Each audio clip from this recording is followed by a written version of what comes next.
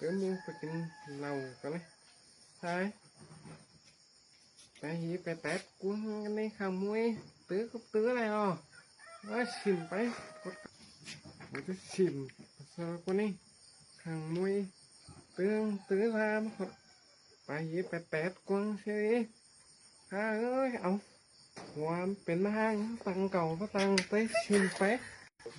มาตื้อของอันปัดมาแน่ไปหีไปแตกกุนตื้อตื้อไปชิมไปมาห้างขดเก่าไปไปเอาขดเก่าลงก็จะกำมาแน่เอ็มจะวาแน่โอ้แท้กังจันมานะจันหีจันแปดกวางใช่ไหม